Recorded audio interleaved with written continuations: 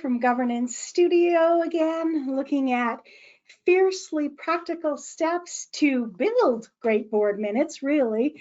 We're going through kind of step by step a set of minutes and the kind of information that really needs to be included, some best practices, some tips and tricks, all kinds of great stuff. So today is actually the 6th part of our 12-part series.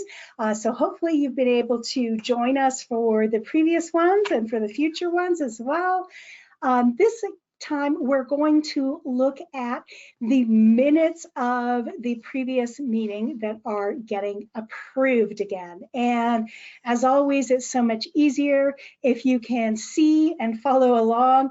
I think that just makes it easier for everyone. So I'm here in my DiliTrust board portal. I'm going to go to meetings. That'll just pop up here in a second. And the session we're working with is actually my August 22 meeting. So I'm going to go down to 2022, and you can see here I've got May, and then I've got August. Because I'm an administrator, I have all kinds of different things that I can do. I can edit things and clone them, but if you're just a director, you'll just see the meeting itself. And here I'm going to go see agenda, because that agenda actually has all my extra attachments and all that great stuff on it. And we're actually walking our way through the minutes of the May meeting. So I'm going to pop that open here and just go directly into it. It pops it up for me. I'm going to scroll down a little bit here. I think that'll make it a little bit easier to look at. And today we're talking about this little section here, this approval of minutes. Sorry, it doesn't highlight always as easily as I hope it would. Just to there. Okay, the approval of the minutes section.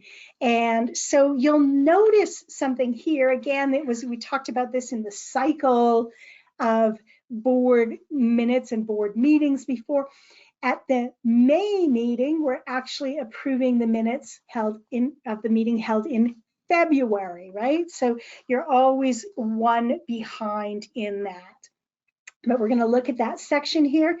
And so there was a note that the minutes of that meeting had been circulated with the notice, right? So it was clear. And oh, there's a lovely little typo in there, which is something one of my directors will pick up on, and that'll be a correction to this set of the minutes. But there was no amendments requested to the minutes. So they decided there were no corrections that needed to happen. And so they went ahead and they did a motion. And again, another little tidbit for you, motions and resolutions are the same thing. Your organization may refer to only one of those. In my format, it's just a motion duly made and seconded, unanimously approved. It was unanimously, got some redundancy in there, resolved that the minutes of the meeting of the Board of Directors held in the corporation February 9th, 2022 be approved. So if there's no changes to minutes, super easy to do the approval. You just simply say that they were approved.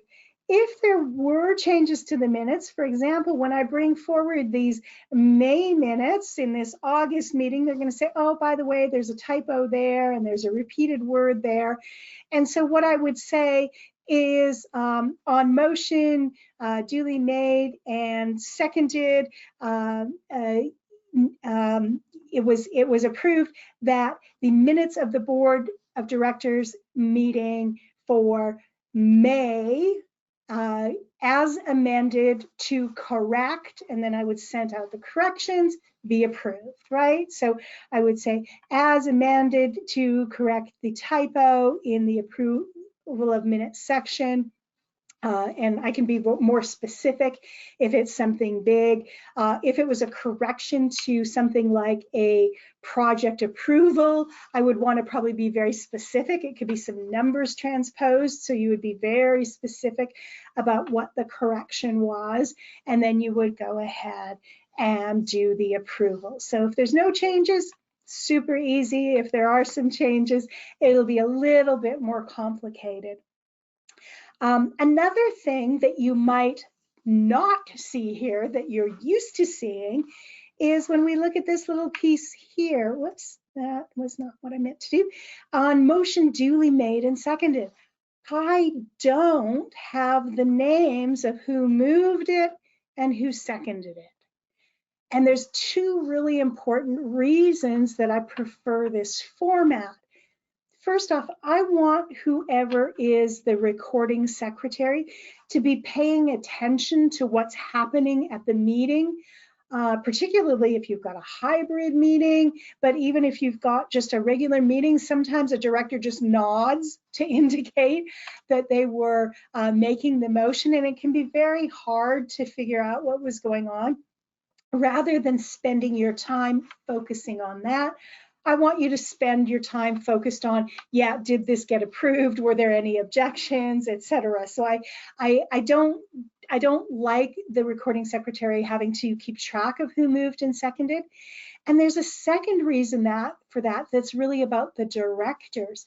Whenever you put someone's name into the minutes, you're kind of highlighting that person. And if anything were to ever happen in the future, if there were to be a litigation and the minutes came into question, which they invariably do, it starts to highlight that person. And so a litigator might argue, well, you're the one that moved this motion. You were obviously way more in favor of anyone else because you moved the motion. So I really like to protect my directors by making sure there aren't any unnecessary notations of their name. So the only time I would kind of have an exception to that is if they're a committee chair and they're giving a report of the committee. Yeah, absolutely say this person, committee chair of the audit committee, reported that.